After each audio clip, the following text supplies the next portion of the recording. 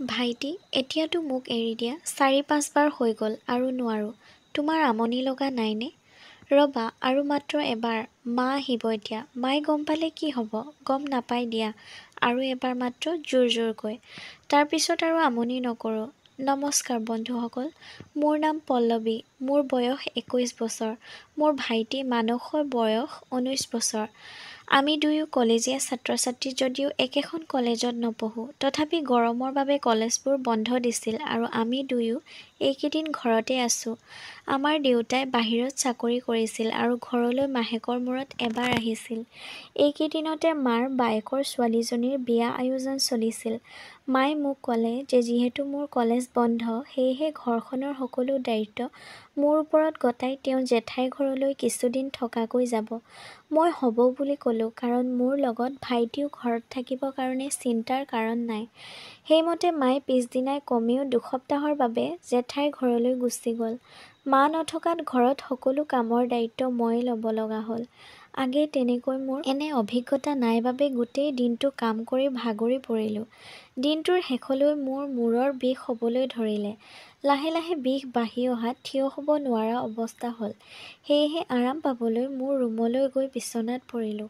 পহুপৰ বিচনাত পৰি থকা দেখি মানস মোৰ ৰুমলৈ সোমাই আহিল।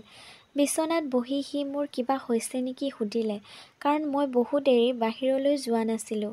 মই ক'লোঁ যে গোটেই দিনটো কাম কৰি মোৰ মূৰ বিষ হৈছে, লগতে মূৰ ঘূৰাইছে, মই থিয় হ'ব পৰা নাই। সি ক'লে যে চিন্তা নকৰিবা বাইদেউ, মই কি কৰিব লাগে তুমি কোৱা, তুমি আৰাম লোৱা। মই তাক ক'লোঁ যে তুমি চাউলকেইটাৰ লগতে আলু ২টা কুকাৰত ভৰাই দিয়া। আজি আলু পিটিকি খাম দিয়া। মই আৰু কাম কৰিব নোৱাৰোঁ। সি আঁতৰ হ'ল। অলপ সময়ৰ পিছত সি মোক ক'লে, বাইদেউ মই দোকানৰ পৰা আহোঁ, কণী ২টামান আনিবলৈ যাওঁ, বইল কৰি খালে শক্তি পাবা। সেইমতে সি দোকানলৈ গ'ল। নিশা যেনে তেনে ভাতকেইটা খাই মই লগে লগে বিচনাত পৰিলোঁ। তেতিয়াও মূৰৰ বিষ ভাল পোৱা নাছিলোঁ। ভাইটি মোৰ ৰুমত সোমাই ক'লে যে বাইদেউ মই তোমাৰ মূৰটো মালিচ কৰি দিওঁ দিয়া, তুমি আৰাম পাবা।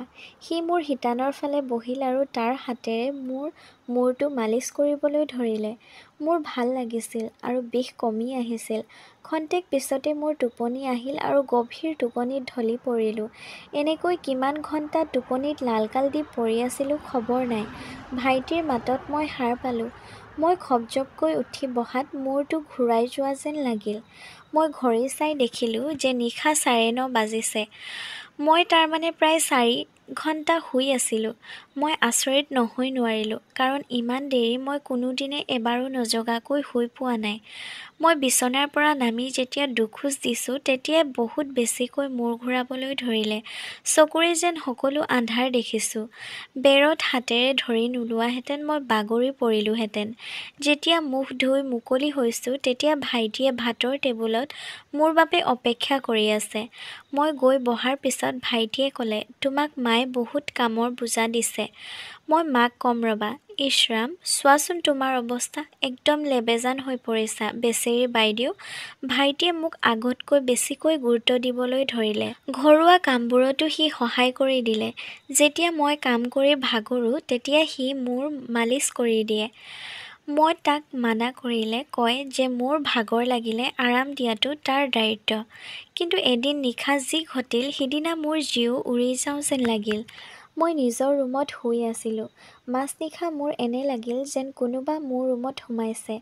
আহি যেন মোৰ বিচনাৰ একেবাৰে কাষত থিয় হৈছে যদিও মই চকু বন্ধ কৰি শুই আছিলোঁ, কিন্তু মই সম্পূৰ্ণ সাৰ পাই আছিলোঁ। মই লগে লগে চকু মেলিলোঁ। ৰুমটোৰ আন্ধাৰত ডুব গৈ আছিল। কাষত থকা মোবাইলৰ টৰ্চ জ্বলাই ৰুমৰ চাৰিওফালে চকু ফুৰালোঁ। কোনো নাই, কেৱল দুৱাৰখন সামান্য খোল খাই আছিল। মই শুওঁতে সদায় দুৱাৰখন বন্ধ কৰি লওঁ, আজি পাহৰিলোঁ সম্ভৱ। দুৱাৰখন বন্ধ কৰি পুনৰ বিচনাত বেৰৰ ফালে মূৰ কৰি পৰিলোঁ। ক্ষন্তেক পিছতে পুনৰ কাৰোবাৰ খোজৰ শব্দ শুনিবলৈ পালোঁ। মোৰ কাষতে যেন কোনোবা ৰৈছেহি। এনে লাগিল যেন কোনোবাই মোৰ শৰীৰত হাত ফুৰাবলৈ বিচাৰিছে। মই তৎক্ষণাত ঘূৰি চাই দেখিলোঁ যে কোনো নাই। মোৰ বৰ ভয় লাগিল।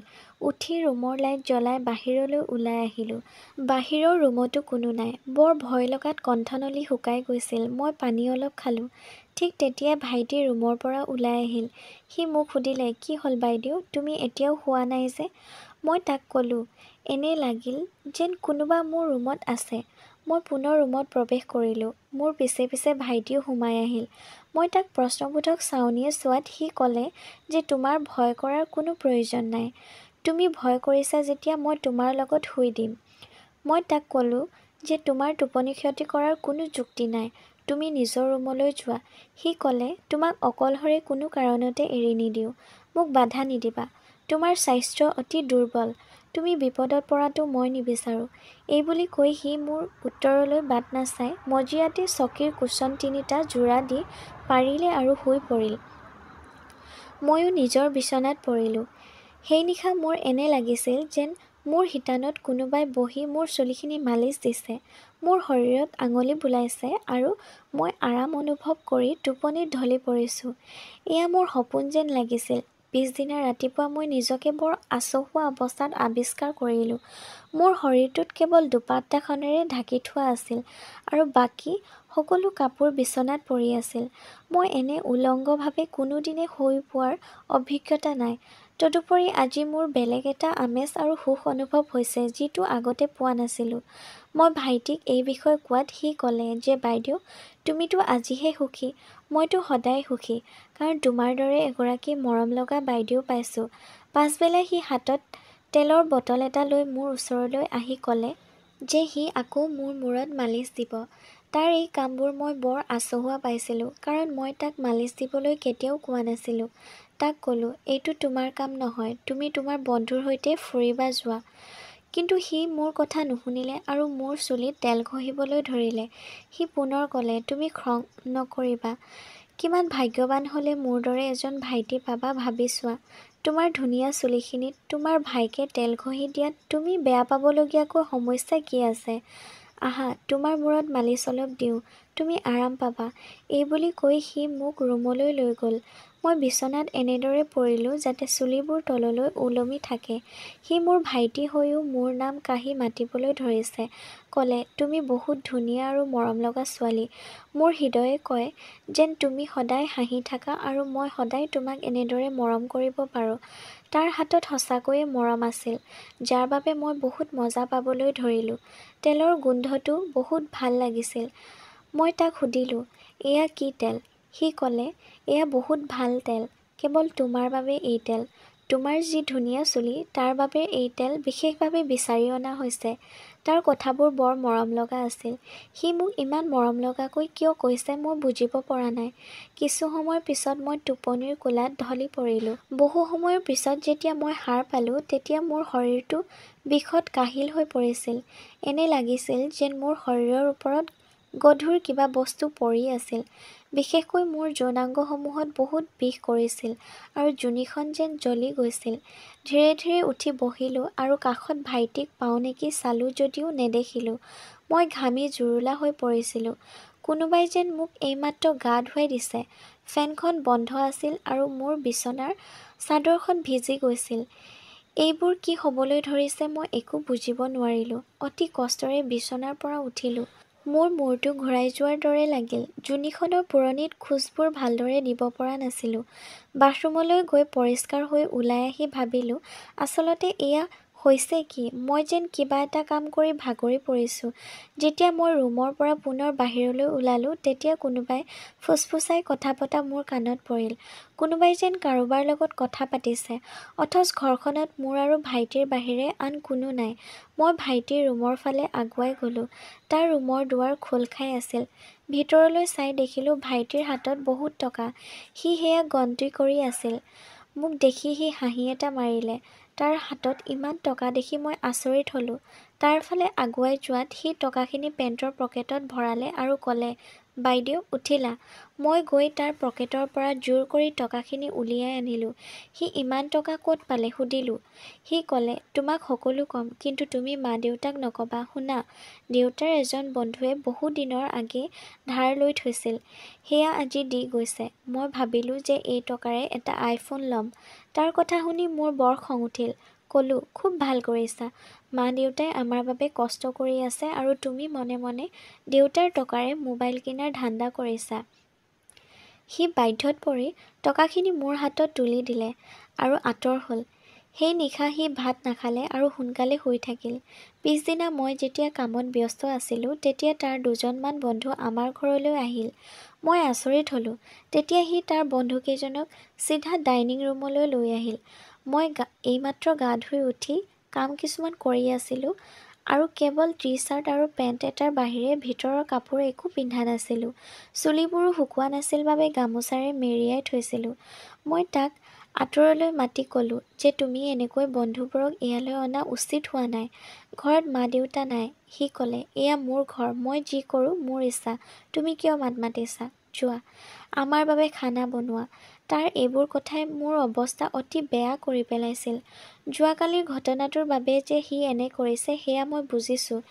মই খানা বনাই সিহঁতৰ বাবে যোগাৰ কৰিলোঁ। তাৰ বন্ধু তিনিজনক বৰ অভদ্ৰ যেন লাগিল। ভাইটিৰ বন্ধু যদিও মোতকৈ ২-৪ বছৰ ডাঙৰ হ'ব, সিহঁতে মোৰ স্তনকেইটালৈ বাৰে বাৰে লক্ষ্য কৰিছিল।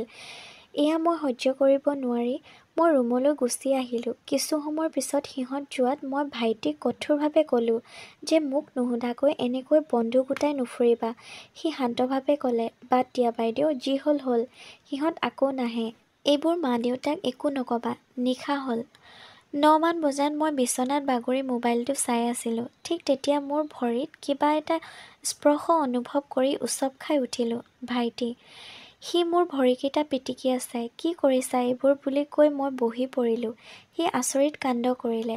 কাণত ধৰি ৩ বাৰ উঠা-বহা কৰি ক'লে, শপত খাই কৈছোঁ বাইদেউ, মই তোমাৰ ভাল ভাবিয়ে এয়া কৰিছোঁ। আগৰবোৰ পাহৰি যোৱা আৰু মোৰ অনুৰোধ এটা ৰাখা। তাৰ আচৰণ দেখি মোৰ মন কোমলিল।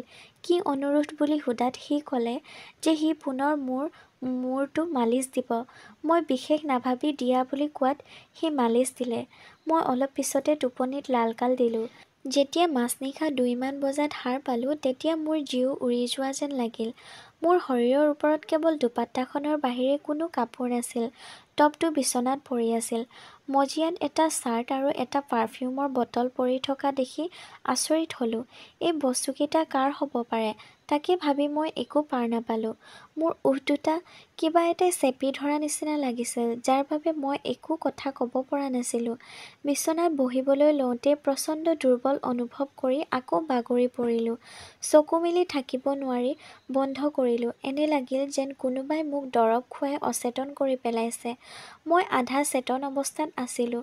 তেনে অৱস্থাতে মই নিচেই কাষতে কিছুমান মানুহৰ ফুচফুচনি শুনিবলৈ পালোঁ।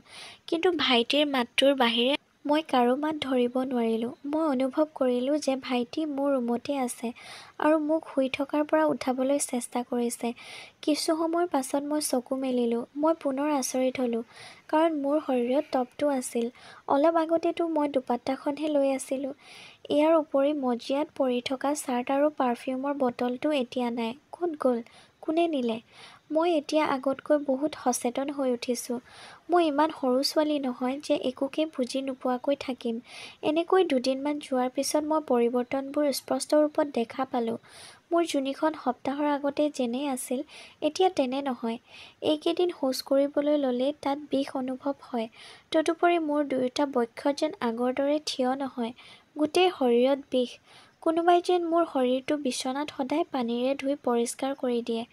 এনে কিয় হয় মই জানো। ঘৰত মোৰ আৰু ভাইটিৰ বাহিৰে কোনো নাথাকে। তেনেহ'লে কি ভাইটিয়ে মোক? লাহে লাহে মই অধিক দুৰ্বল হৈ আহিলোঁ। আজি মই মাক সকলো সমস্যাৰ কথা বুজাই ক'লোঁ। যদিওবা ২ দিনৰ পাছতে বিয়া আছিল, তথাপি মায়ে কথাবোৰ শুনি লগে লগে আহিল। মায়ে মোক পিছদিনা ডাক্তৰৰ ওচৰলৈ লৈ যোৱাৰ কথা ক'লে। মাক ক'লোঁ যে তেওঁ চিন্তা কৰিব নালাগে আৰু মই নিজেই ডাক্তৰৰ ওচৰলৈ যাম। সেয়েহে মায়ে পিছদিনা পুনৰ বিয়াৰ ঘৰলৈ গুচি গ'ল। মই ডাক্তৰৰ ওচৰলৈ গৈ আল্ট্ৰাছাউণ্ড কৰালোঁ। ৰিজাল্ট দেখি মোৰ চকু কঁপালত উঠিল। মই প্ৰেগনেণ্ট। এইটো আপোনালোকে নিশ্চিন্তভাৱে বুজিব পাৰিছে যে সেই মুহূৰ্তত মোৰ মানসিক অৱস্থা কেনে হৈ পৰিছিল। কিন্তু বাপেক কোন? ঘৰত মতা মানুহ বুলিবলৈ ভাইটিৰ বাহিৰে আন কোনো নাথাকে। সিয়েই নেকি বাপেকটো? ভাইটিক মই ইমান মৰম কৰোঁ। যে এই কথাষাৰ ভাবিবলৈকে বেয়া লাগিল। সি মোৰ নিজৰ ভাই নহয়, তাক দেউতাই অনাথ আশ্ৰমৰ পৰা তুলি আনিছিল। মানুহ হিচাপে গঢ়ি তুলিবলৈ চেষ্টা কৰিছিল। মানুহে তাক মোৰ নিজৰ ভাই নহয় বুলিলে বিশ্বাস নকৰিব।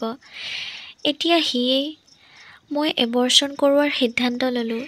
ইয়াৰ আগতে মই নিশ্চিন্ত হ'ব লাগিব যে বাপেক কোন। সেয়েহে পিছদিনা ডাক্তৰক সন্তানটোৰ DNA টেষ্ট কৰিবলৈ দিলোঁ। ৰিজাল্ট চাই মই আচৰিত, কাৰণ সন্তানটিৰ পিতৃ ভাইটি নহয়, তেনেহ'লে কোন? মই শাৰীৰিক মানসিকভাৱে ক্লান্ত হৈ ঘৰলৈ আহিলোঁ। মই সিদ্ধান্ত ল'লোঁ যে মোৰ পেটত থকা সন্তানটোৰ পিতৃ কোন সেয়া মই আজি ধৰা পেলামেই। মই নিশা ৰুমৰ ভিতৰত কোনেও নেদেখাকৈ মোবাইলটোৰ ভিডিঅ' অন কৰি লুকুৱাই ৰাখিলোঁ। মই ভাগৰত বিচনাত পৰা দেখি অন্য দিনৰ দৰে ভাইটি আহিল। মই তাক বাধা দিয়া নাছিলোঁ। সি মোৰ মূৰত মালিচ দিবলৈ ধৰিলে। ক্ষন্তেক পিছতে মালিচ তেলৰ সুমধুৰ গোন্ধত মই টোপনি গ'লোঁ। বহু দেৰিৰ পিছত যেতিয়া সাৰ পালোঁ, তেতিয়া মই পুনৰ অন্য দিনৰ দৰে নিজকে আৱিষ্কাৰ কৰিলোঁ।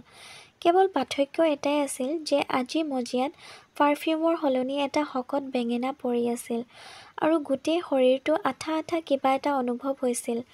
বাহিৰৰ কোঠাত ফুচফুচাই কথা পতা শুনি মই পুনৰ টোপনিৰ ভাও ধৰিলোঁ। অলপ পিছত ৰুমলৈ কোনোবা সোমাই আহিল আৰু পুনৰ গুচি গ'ল। ফুচফুচনিবোৰ বন্ধ হৈছিল।